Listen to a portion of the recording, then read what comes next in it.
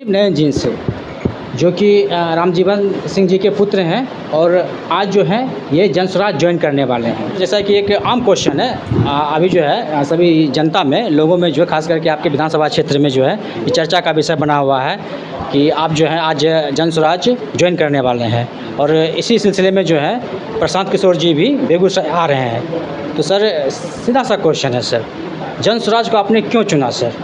क्या ऐसा लगा जनसुराज में जो उसको आपको ज्वाइन करना चाहिए? देखिए, जो मैंने प्रशांत जी का शिक्षा के क्षेत्र में और जो बिहार बदलाव के बारे में जो सोच है ना, आज तक इन्हीं का सोच नहीं रहा है ना। महंगाई के लिए लड़ते रहे, गरीबी के लिए लड़ते रहे, है ना, लेकिन शिक्षा पर जोर किसी ने नहीं दिया, समझे ना।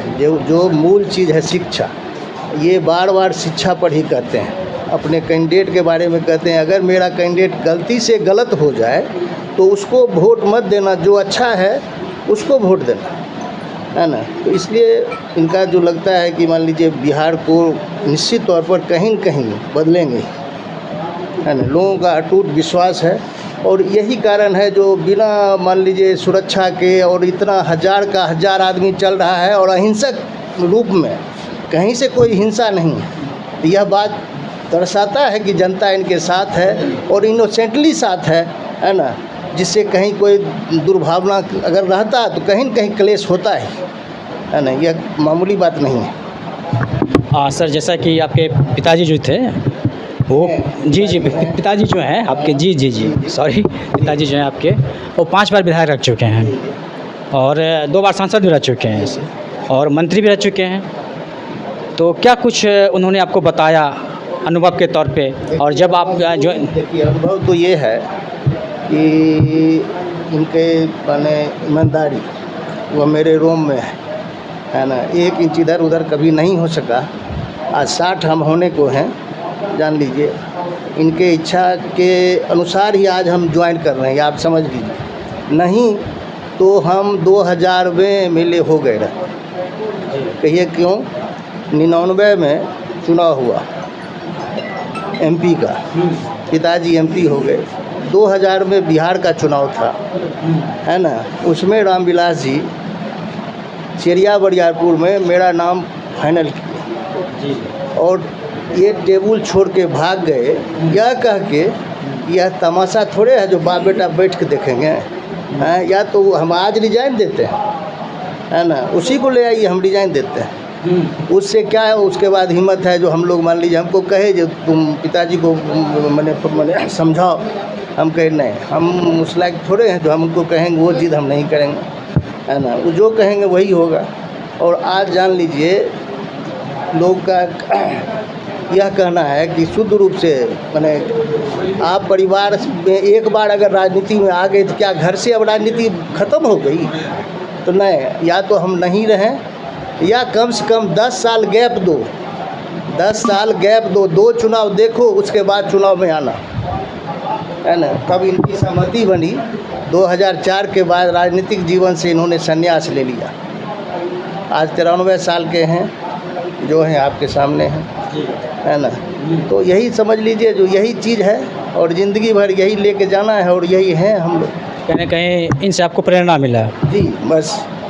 सर जैसा कि आप एमएलए की बात कर रहे थे, एमएलए पद की बात कर रहे थे अभी, तो अभी जो आपने ज्वाइन किया है तो क्या आपके दिमाग में ये बात है कि चेरिया बरियारपुर विधानसभा से टिकट हमको मिलेगी? नहीं, यह नहीं है, यह कहीं से नहीं है।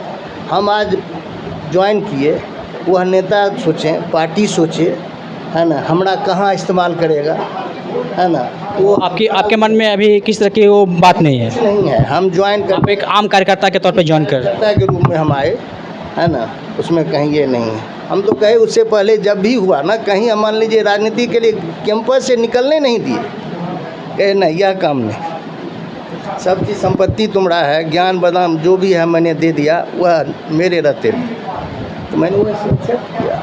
जी सर। सर ऐसा है कि अगर चेरिया बरियारपुर विधानसभा क्षेत्र से आपको टिकट मिल जाती है और आप जीत जाते हैं तो क्या कुछ अलग कीजिएगा, क्या कुछ स्पेशल कीजिएगा अपने विधानसभा क्षेत्र के लिए? पहले तो जो पार्टी लाइन है, पार्टी का जो मैनिफेस्टो है, पहले उसको देखना है ना।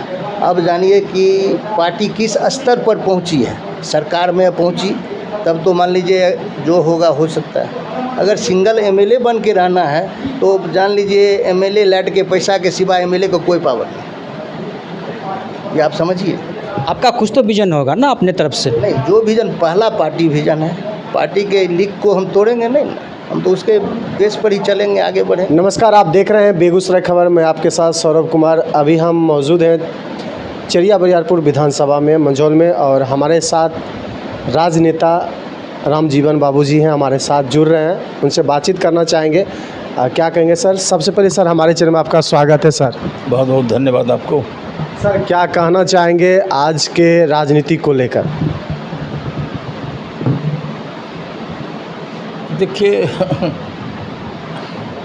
अब अगर राजनीति कहते व्यापक रूप से, अब राजनीति है ही नहीं। राजनीति का काम था जागृति पैदा करना।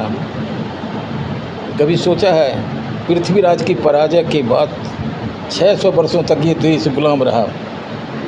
पृथ्वीराज को गोरी, गजनी, खिलजी, रजिया, तुगलक, लोधी, मुगल, अंग्रेज बारी बारी से इतने शासक देश में रहे। भले महाराणा प्रताप हों, शिवाजी हों, कोई से कोई, बहादुर शाह जफर तक अंत में है ना आंदोलन करते रहे, लेकिन देश आज़ाद नहीं हुआ, चूँकि कोई राजनीतिक संगठन नहीं था। गांधी जी ने यही काम किया कि गांव स्तर से लेकर दिल्ली स्तर तक राजनीति का ढीला ढाला ही संगठन खड़ा कर दिया। बिना युद्ध का देश आज़ाद हो गया। राजनीति का काम है जागृति पैदा करना। आज राजनीति जागृति की जगह पर विकृति पैदा कर रही है।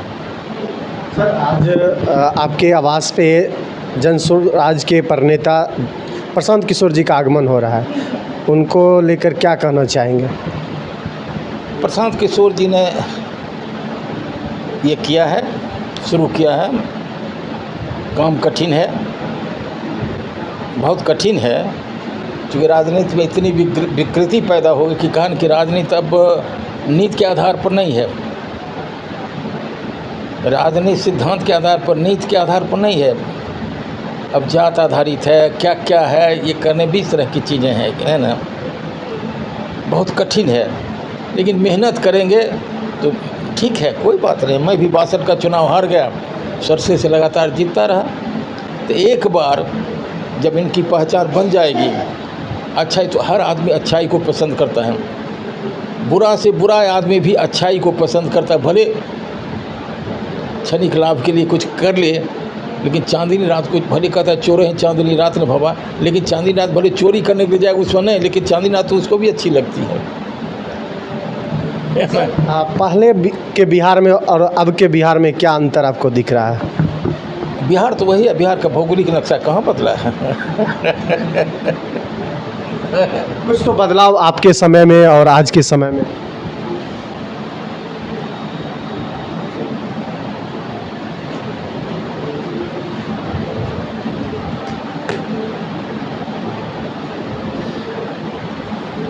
अब क्या कहूँ मैं,